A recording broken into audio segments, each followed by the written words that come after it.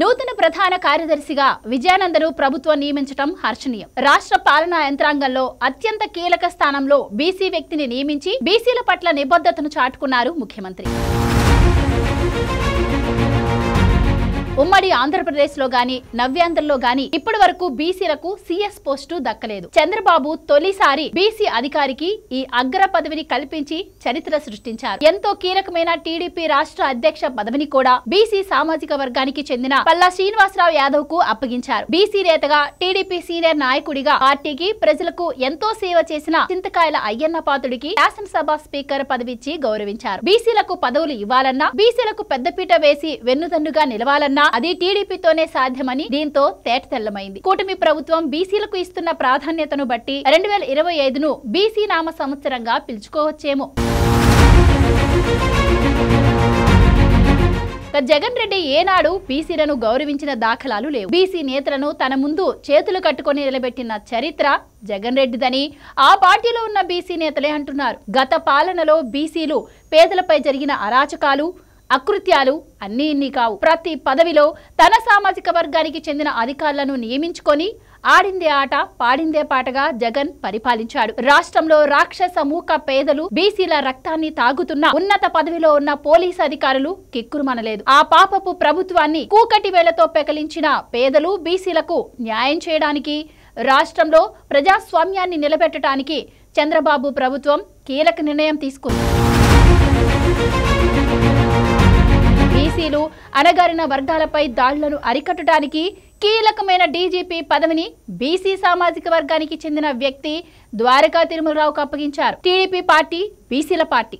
బీసీలకు ఉన్న అపారమైన ప్రేమకు నిదర్శనంగా వారికి నామినేటెడ్ పదవుల్లో అత్యధిక ప్రాధాన్యతను ఇచ్చి గౌరవించారు చంద్రబాబు. సామాజిక న్యాయం అంటే ఏంటో పదవులిచ్చి చూపించారు. కూటమి ప్రభుత్వం రాగానే బీసీ రక్షణ చట్టానికి రూపకల్పన చేసి బీసీ సంక్షేమానికి 39,007 కోట్లను బడ్జెట్లో కేటాయించి 26 జిల్లాల్లో బీసీ భవనాలు, 68 కాపు భవనాల నిర్మాణానికి నిర్ణయం తీసుకున్నారు. తొలి నామినేటెడ్ పదవి pollution control board chairman BC ఉన్నతాధికారి పి కృష్ణయ్యకు ఇచ్చారు. గత ప్రభుత్వంలో అన్ని కీలక నామినేటెడ్ పదవుల్లో తన సామాజిక వర్గానికే జగన్ రెడ్డి ప్రాధాన్యత ఇచ్చి బీసీ పేద వర్గాలను వంచారు. ఆ వర్గాల ఉన్నతిని ఉక్కుపాదంతో తొక్కిపెట్టారు. పదవులు ఇవ్వకుండా, ప్రభుత్వం నుండి ఫలాలు అందకుండా చేసి వారి సంక్షేమాన్ని సర్వనాశనం చేశారు.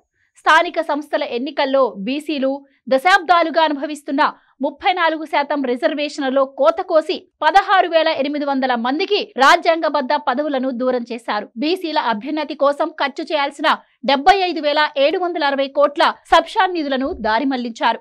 ఇక 8,000 ఎకరాల బీసీ అసైన్డ్ భూములను బలవంతంగా స్వాధీనం చేసుకున్నారు. ఆదరణ పథకాన్ని రద్దు చేసి వృత్తి పనులు చేసుకునే వారి పొట్టకొట్టారు. బీసీ భవనాలను రద్దు చేశారు. విదేశీ విద్య, స్కిల్ డెవలప్మెంట్, స్టడీ సర్కిల్స్ వంటి విద్యా పథకాలు దూరం చేశారు. పారిశ్రామిక రాయితీలను కుదించి ఉపాధి అవకాశాలను దూరం చేశారు. కార్పొరేషన్లను ఉత్సవ విగ్రహాలులాగా మార్చి స్వయం ఉపాధిని ప్రశ్నార్థకంగా చేశారు. 26 మంది బీసీ నేతలను అత్యంత కిరాతకంగా హత్య చేశారు. కార్పొరేషన్లను ఉత్సవ విగ్రహాలులాగా మార్చి స్వయం ఉపాధిని ప్రశ్నార్థకంగా చేశారు. 26 మంది బీసీ నేతలను అత్యంత కిరాతకంగా చేశారు. 2,540 మందిపై దాడులకు పాల్పడ్డారు. 650 మంది బీసీ నేతలపై తప్పుడు కేసులు పెట్టి వేధించారు. బీసీ సామాజిక వర్గాన్నంతా అణిచివేసి నలుగురికి పదవులిచ్చి బీసీలందరినీ ఉద్ధరించామని గొప్పలు చెప్పుకున్నారు. అప్పటి బీసీ మంత్రి వేణుగోపాలకృష్ణ నేలపై మోకాళ్లపై కూర్చొని కుర్చీలో కూర్చున్న వైవి సుబ్బారెడ్డికి దండం పెట్టే పరిస్థితి కల్పించారు. బీసీ మంత్రి జోగి రమేష్ నా జేబులో ఉన్నారని కొడాలి నాని ప్రకటించారు. ఇది నాటి వైసీపీలోని బీసీ మంత్రుల దీనస్థితి. కొద్ది మందికి పదవులు, రాజ్యసభ సీట్లు ఇచ్చి వారి నోరు మూయించి వారి సామాజిక వర్గం మొత్తాన్ని జగన్ రెడ్డి ముఠా నిలువు దోపిడీ చేసింది. జగన్ రెడ్డి చేసిన నిర్వాకాలు ఒక్కొక్కటి బయటకు వస్తుంటే జనం తమకు జరిగిన అన్యాయంపై అవాక్కవుతున్నారు. మరోసారి ఇలాంటి నేతలు అధికారం అంటూ వస్తే ఎలా బుద్ధి చెప్పాలో అలా చెప్పేందుకు సిద్ధంగా ఉన్నారు.